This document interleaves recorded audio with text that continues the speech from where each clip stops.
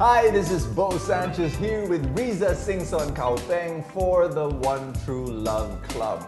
It's a little group, a little family that we're gathering together for single people who are searching for, praying for, waiting for their one true love. And I am with Reza. And Reza, hi. Hi, Bo. Thank you so much. Thank you for inviting me to Yes. be part of your One True Love Club. Oh, you're not just a part. Reza and I, we want to make this, we really want to help. We really want to help single people. It is a struggle for many single people. You know that. Yeah. And I know that. You know, we meet so many single people who love God, who want to follow God, but they're having a difficult time, you know, with that issue.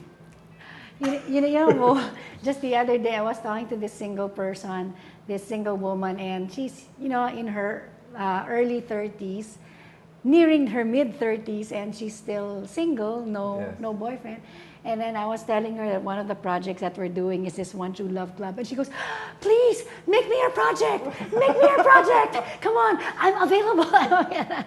And you know, I mean, that reaction just shows that single people do need guidance, and it helps a lot. And that's why I was sharing in our first webinar in the One True Love Club that I had a resentment against you against you for coming up with this One True Love Club so late, because I felt like I needed this when I was a single person. Because you know, when you're single and you're a Christian and you're seeking God's will, it's like you're like a blind person feeling in the dark.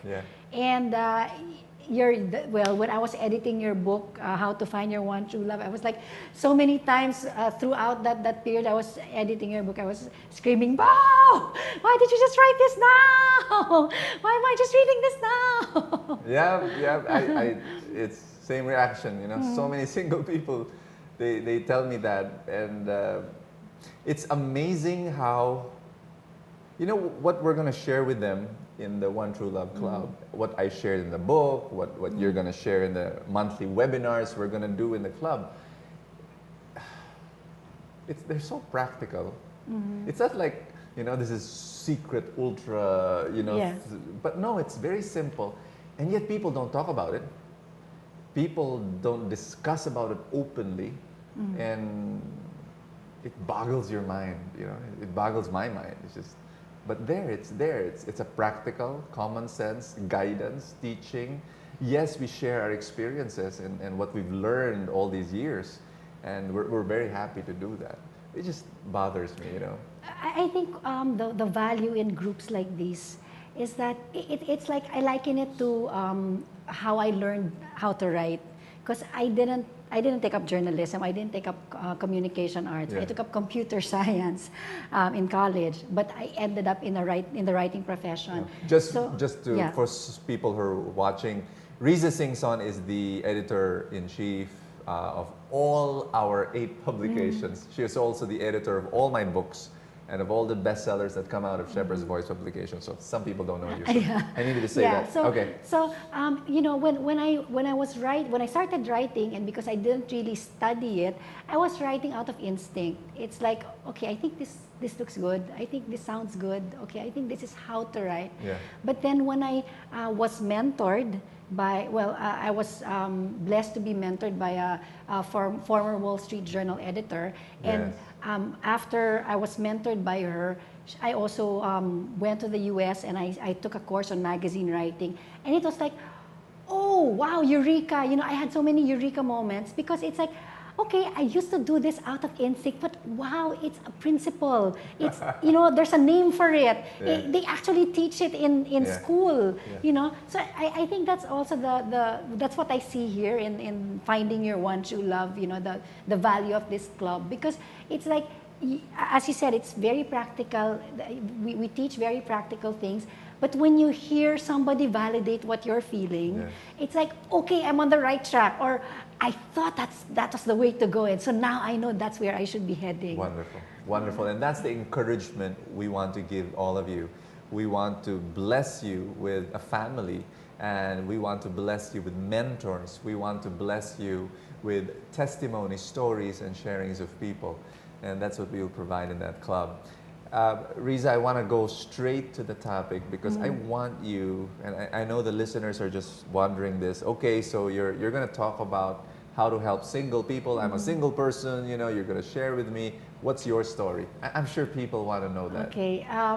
Well, my story is summarized in my first book entitled Confessions of an Impatient Bride. So the title alone tells you how long I had to wait and the ups and downs of you know, being single and waiting for God to show me and form me until I met the one. And I was, you know, as far back as 4 years old, I would already be dreaming about my one true love, you know. Maybe I didn't have that name for it, but, you know, I was already dreaming of that romantic. 4 years old? Yeah, because, you know. That's illegal. I know. But, you know, I grew up because I had my brothers and my sisters were a lot older than me. So I grew up seeing them with their boyfriends and their girlfriends. And, you know, and I would have crushes on my brother's barcadas, you know, his good friends.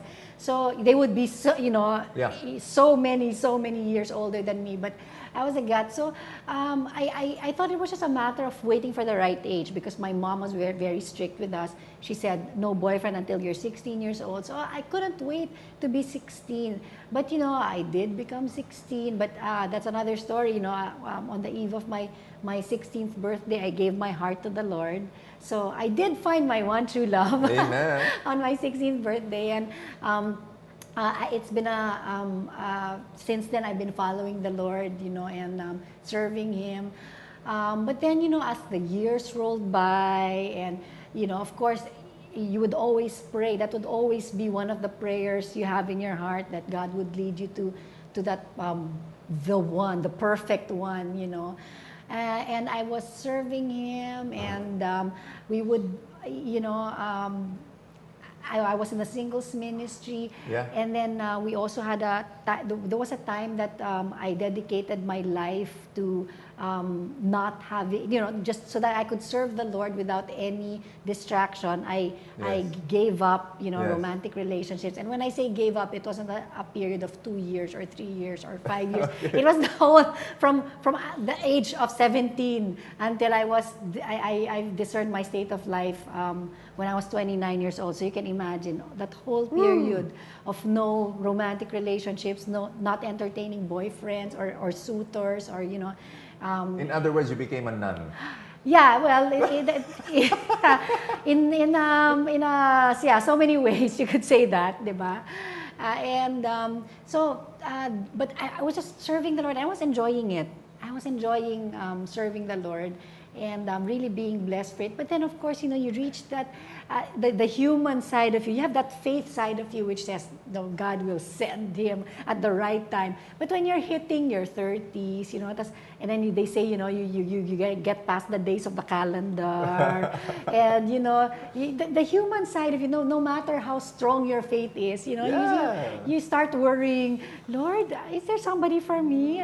Do you still want me to get married, or do you want me to stay single forever? And I'm like, I hope you're not. I hope you're not calling me to be single forever. You know, that feeling, and so when I discerned my state of life to be for the married life, I thought, wow, finally God revealed His will, and, you know, all these guys will be breaking down my front door. You were 29. I was 29. Nothing. Nothing. No long queue. No, nothing. Okay. No. And it was like, okay, Lord, I know you're a faithful God. You know, I cannot outgive you. You know, I gave you all these years, my single life. So I'm sure you have something. You know, I had my first boyfriend finally at the age of 33. 33. The age that Jesus died. Imagine. Jesus already fulfilled his mission on earth of saving the whole of humanity. And there I had my first boyfriend. And so I felt in my heart, it was like, you know, wow, this is what I saved myself for. Okay. This is why I didn't have all those boyfriends before. Because when it's time to marry, okay, game, Lord, let's get it on. My first boyfriend will be my last boyfriend, and he will, you know, be the guy I will meet at the end of the altar. But that's not how it ended, you know. Actually, you know, it wasn't even him who broke it up. It was me.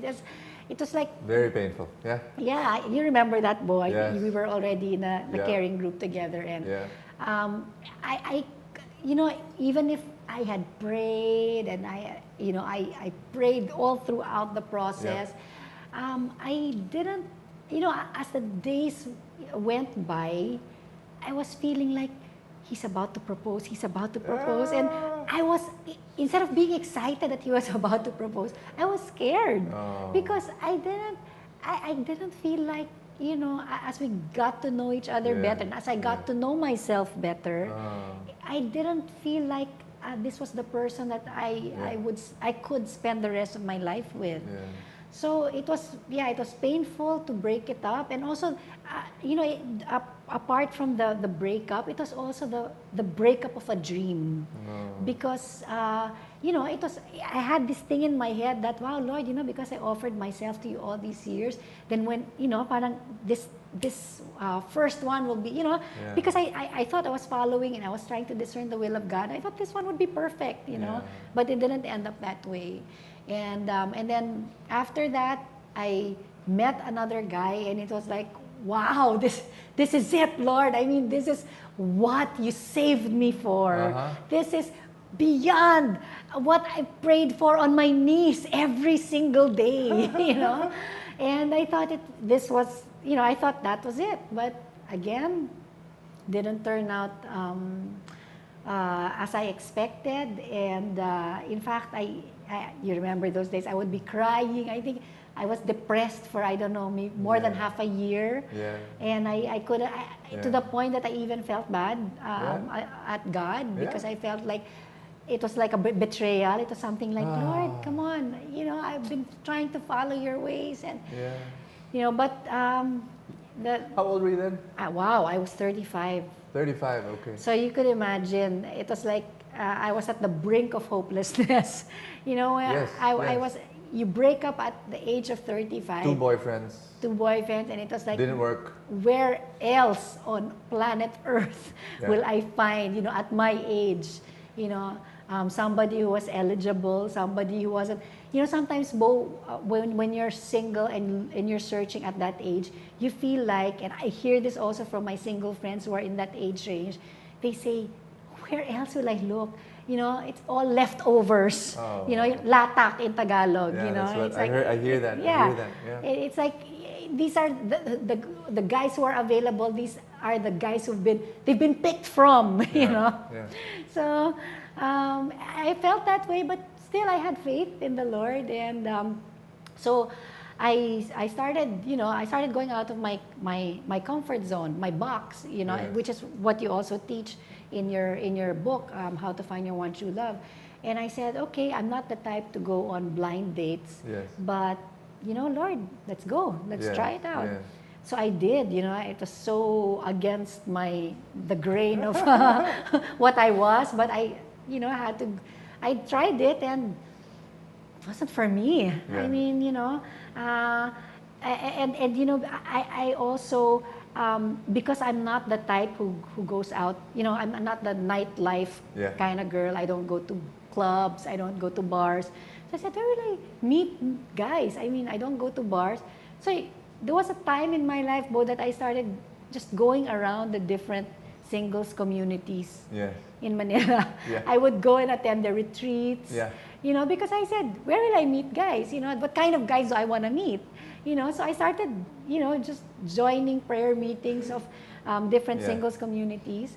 And, but after that, after 2 blind dates, I said, okay, that's it. I think the Lord is really calling me to be single.